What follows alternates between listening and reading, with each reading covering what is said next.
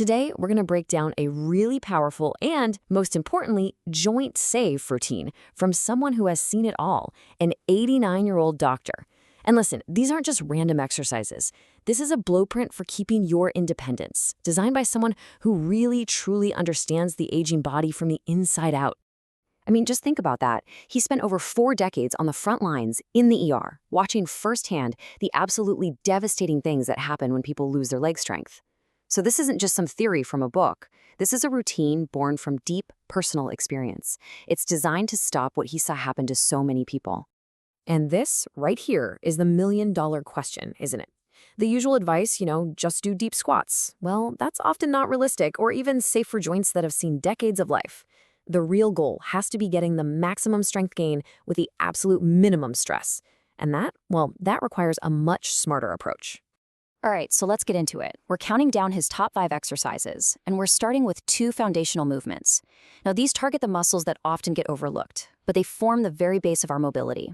These are the muscles that keep us moving safely day in and day out. Okay, let's kick things off with number 5, the seated marching hold. So why this one? Well, get this. A 2022 study found that this incredibly simple movement led to a staggering 41% increase in hip flexor strength for adults between 76 and 89. That is a massive, life-changing improvement from an exercise you can do while sitting in a chair. So why does that matter so much? Well, your hip flexors are basically the engine that lifts your legs. They're what let you climb stairs, step over a curb, or even just get into a car. And when they get weak, you stop lifting your feet properly. You start to shuffle, and that shuffle, well, that's a direct warning sign for dangerous falls. And here's how you do it. Super simple. You just sit up tall and slowly lift one knee. But the real magic, the secret sauce, is in step 3, the hold. That 5-second pause is what forces those muscle fibers to really fire up and build strength, all without any impact on your joints. Then you just slowly and with control lower it back down and repeat on the other side. Next up, exercise number 4, the wall-supported heel raise. Now, this one comes with a stat that honestly blew me away. Research from the University of Melbourne found that older adults with the weakest calves were 3.7 times more likely to need a walker within just 5 years. 3.7 times. It's funny, most of us focus on our thighs when we think about leg strength. But it turns out this study showed that calf strength was the single most important factor for being able to walk on your own later in life. Your calves are the engines that push you forward and stabilize every single step you take. Okay, now pay close attention to step 4 here. Going up onto your toes, that's the easy part.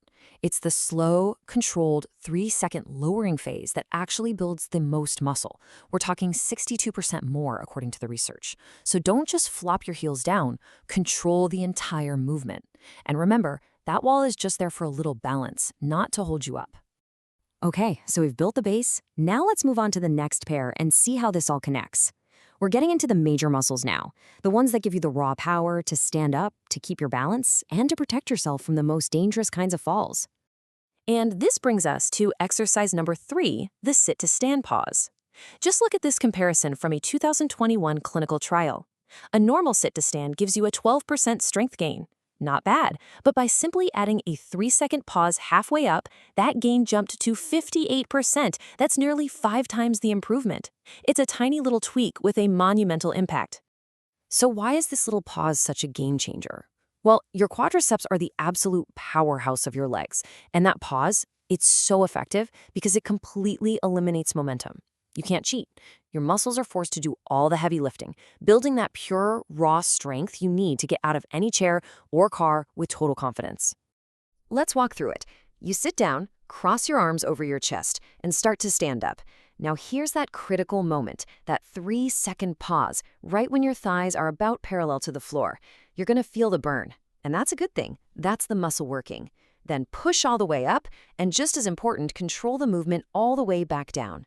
And now for exercise number 2, the side-lying leg lift. And this number, well, it's pretty grim, but it's exactly why this exercise is so vital. Over 300,000 adults over 65 are hospitalized for hip fractures every single year in the US alone. And they're often from falling sideways. And you know what the culprit is almost every time? A weak gluteus medius. This is a muscle most of us have never even heard of, but it's the key stabilizer on the outside of your hip. When it gets weak, your pelvis can actually drop to one side when you take a step. Your balance is instantly gone, and that's when you fall sideways. This exercise hits that muscle directly. Now, for this one, form is absolutely everything. The most important detail is in step 2. You have to keep your hips stacked right on top of each other. Imagine your back is flat against a wall. This is what makes sure you're isolating that gluteus medius. Then you lift, hold for that crucial 5 seconds, and lower back down with control. It's all about that perfect form. All right, we've made it. The number 1 movement, the grand finale. This is the one that really brings everything together and multiplies the benefits of all the others. Harvard researchers actually called it leg medicine, and believe me, for very good reason. This is the ultimate strength multiplier. Just look at this chart. Harvard researchers found that this one single movement, the single leg balance tap, activated 87% more of the total leg musculature than a standard bodyweight squat. I mean, think about that for a second. It forces every single muscle from your hip all the way down to your foot to fire up and work together. And if that wasn't convincing enough, a separate study out of Stanford confirmed its power. People who practice this movement consistently saw a 43% reduction in their risk of falling over a 6-month period.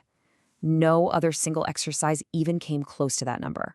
So what's the secret sauce here? Why does it work so incredibly well? Well, it's because it's not just about building strength in isolation.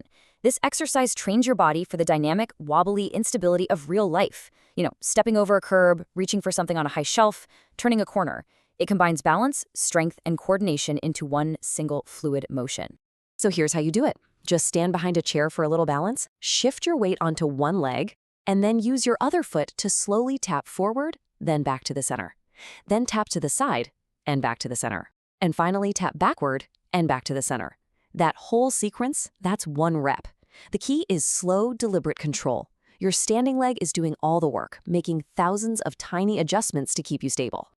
Okay, so let's wrap this all up into a simple plan for you. To get those really dramatic results we saw in the studies, consistency is everything, especially for that number 1 exercise. Try to aim for 5 days a week. And as you get stronger, challenge yourself. Use less support from the chair. And here's a little bonus tip. If you can, try doing it barefoot. It can actually wake up 29% more of those little stabilizer muscles in your feet. But in the end, after we've broken down all the science and all the steps, it really comes down to this simple, powerful truth from the doctor himself. The biggest predictor of success isn't the exercise you choose, it's whether you actually do it. The best routine in the world is always the one you start and the one you stick with. So, which one are you going to try first?